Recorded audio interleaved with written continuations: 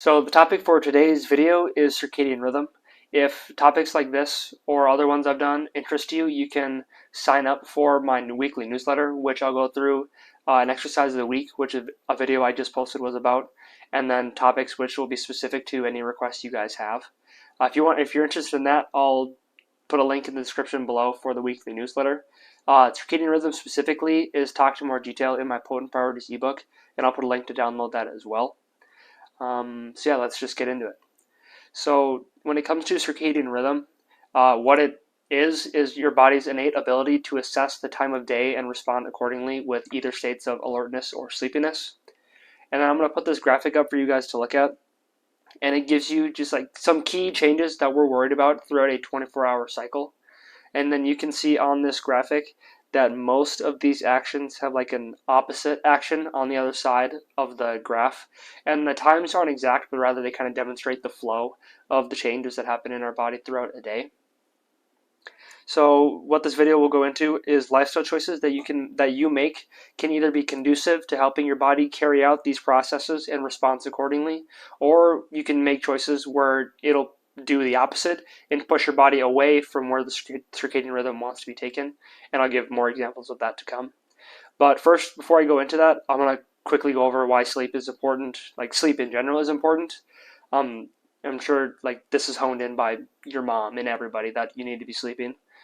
So the first thing for the people that are watching this video, odds are you're training really hard, and sleep should be top of the line priority when it comes to recovering from the training you're doing. And this is recovery on both a muscular level, so your tissues can repair and come back bigger and stronger, and then secondly at the central nervous system level. Other benefits to getting good sleep is that it will regulate important hormone cycles, and it even can alter your hunger related hormones, and will help you recover emotionally from any stresses you're dealing with in a day. And a study showed that they had two separate groups that were both in a calorie deficit, and the group that slept more, they retained more of their muscle mass, even though the cut was the same for both groups. So if that's a motivator to get you sleeping more, it'll help you retain more muscle mass. So now, before I get into what these things may be considered biohacking, the first thing that you need to be doing is making sure that priority number one is getting 7+ hours. No biohacking or any other implementation that you can make will be more powerful than a full night's rest of 7+ hours. And if you aren't getting the 7+ hours, then by default your circadian rhythm is off somewhere because you aren't in alignment with what your body's sleep cycle needs. Once you're able to routinely hit the 7+ hours, then that's when you're able to start implementing these tactics that I'll go into to help regulate your circadian rhythm even further. This hierarchy, which is included within the Potent Priorities ebook, and it gives you this pyramid shape thing of the bottom is the foundation, so the 7+ hours, like you need to be doing that first. And then once you're able to nail that down consistently, then you can take the next step up. So the next step up on this graph or diagram, whatever, is consistent wake up and bedtimes. And this one is going to be crucial for helping you and your body respond with states of alertness and sleepiness when you want them to. If you are waking up and going to bed at completely different times and it's never consistent, your body's not going to know how to respond and it's going to not know what the hell is going on. And that's where those stages of sleepiness and alertness, they can start to get out of whack, and that is terrible for literally everybody.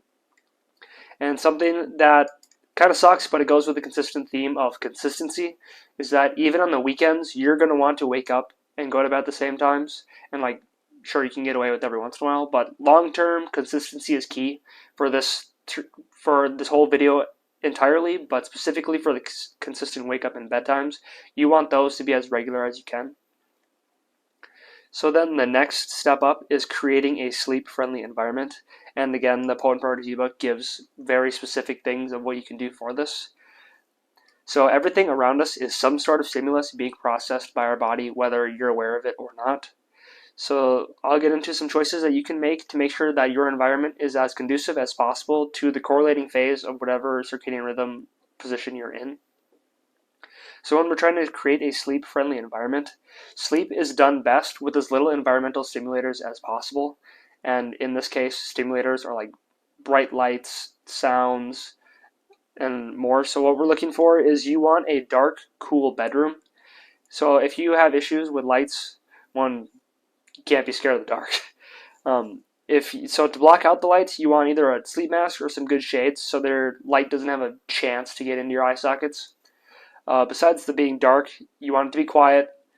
And unfortunately, as fun as it is to sleep with your little furry animals, having a dog in the bed is probably going to make your sleep a little bit shittier. But with that being said, the next thing is your bedroom temp.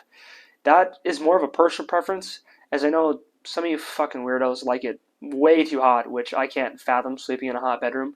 But generally speaking, you want your bedroom to be relatively cool, which helps you reach that lowest body temperature when you're in your deeper stages of sleep. So the next step up on this hierarchy is light exposure, and that's going to be both for upon waking and then near bedtime. We can do things to manipulate this. So once you're awake, you want to expose yourself to bright lights relatively soon upon waking, and preferably we want it to be the sun, and that acts as a signal that the day has begun, so your body will respond with a state of alertness. But if you are stuck in a frozen wasteland like I am, and you just won't see the sun for hours once you get up, you can replace the sun with one of these artificial LUX lights, and they are bright as shit.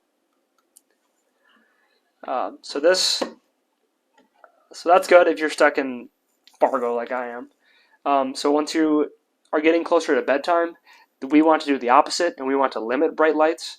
And blue lights specifically are what most people are worried about, but in general, it's the bright lights that we don't want to be exposing ourselves to like 1 to 2 hours before bed. This counteracts the body entering that sleepiness phase, as the lights are stimulators and they are what keeps us alert in the morning. So, but if you're going to look at screens before bedtime, you can get blue light blocking glasses. You can get some groovy blue light blocking glasses like these. And that will help you filter out the blue light, but still, like, probably don't want to be exposing yourself to just bright as shit lights before you go to bed. And then the last step on this hierarchy is influencing your body temp, your breathing, and your heart rates. And an elevated body temp, as well as elevated breathing and heart rates, if those are elevated, that's going to limit your ability to sleep deeply. And the easiest way to prevent these from dropping as low as possible is to do the opposite of what digestion is supposed to do, which is eat a big meal before bed. And I know that a lot of you watching these videos are currently in the pursuit of getting yacked, aesthetic, huge, whatever term you want to use. You're in this pursuit of achieving your ultimate physique, and you're going to have to do what you got to do. And if you need to get your caloric intake in, you just got to get the food in. But I will say that keeping your last meal 1 to 2 hours before you go to bed will drastically improve your quality of sleep. No ifs, ands, or buts about it.